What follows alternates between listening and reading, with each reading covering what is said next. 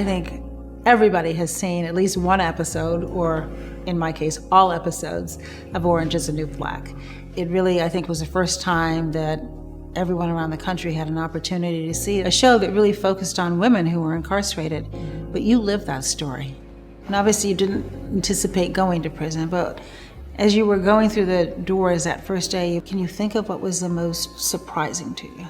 I think I went into that prison frightened of other prisoners, and that's one of the things that changed most quickly for me. I'll never forget that first day. I was sort of shuffling up the hill, with my pillows and sheets, being brought to where I would live, and I saw a woman who was about 8 months pregnant, and I was just confused. It hadn't even occurred to me that there would be pregnant women in prison, because pregnant women don't belong in prison, quite frankly. So I came home from prison in 2005, and I didn't really know what I was going to do to make change, but I knew that I had to do something, because what I had witnessed during my time incarcerated was not what I believed to be justice. Being incarcerated is incredibly difficult and traumatic, but one of the things that was important was that I found an incredible solidarity with the women that I did time with. I've met so many people, particularly women, who have been affected by the criminal justice system. I met a mom whose mother had lost custody of her when she was only 1, and she'd lost custody of both of her children as well, both because of incarceration. And she said, I'm just continuing the cycle of my mom. I think about her all the time. I want everybody to be able to be responsible adults and parent their children, because if not, we're just contributing to a downward spiral. That 30,000-foot view where more and more Americans realize and recognize that in fact we put more of our citizens in prison than any nation has ever done in history. That's a bit of a wake-up call. We know that the biggest providers of mental health care in this country are tragically Rikers Island, the Cook County Jail, and the LA County Jail. More mental health beds in those jail facilities than anywhere else in this country. And I do think that those stories of individual people, whether we know them, personally, or whether we see them, portrayed fictionally, are very, very important. And so the idea that our best possible response to those problems would be a prison cell or a jail cell, I just know that we're better than that. It's one of the reasons why President Obama visited the El Reno Federal Penitentiary in Oklahoma.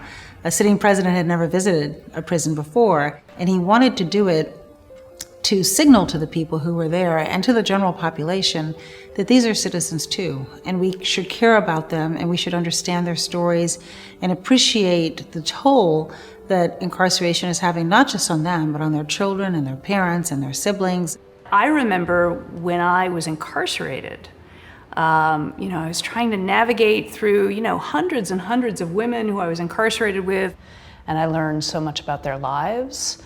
And I questioned why they were there. And some of them were doing a lot more time than I was doing. And the differences in those sentences seemed to me to be largely attributable to the color of their skin and their socioeconomic status. We have to be honest about the fact that there is a significant racial disparity in terms of who gets policed, who gets prosecuted, and who gets punished with prison in this country. And it's really time for the criminal justice system to catch up with the progress we've made in other areas in this country.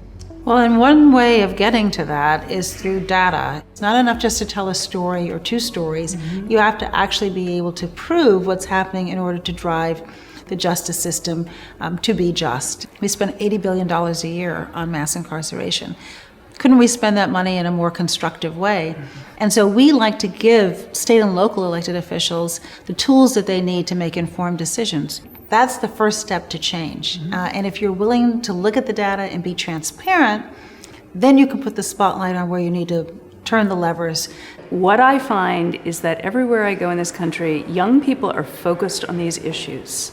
They care a lot, and they understand how it connects to the other things that we care about, like public education or public health. And so I'm very optimistic that we are going to make even more progress going forward.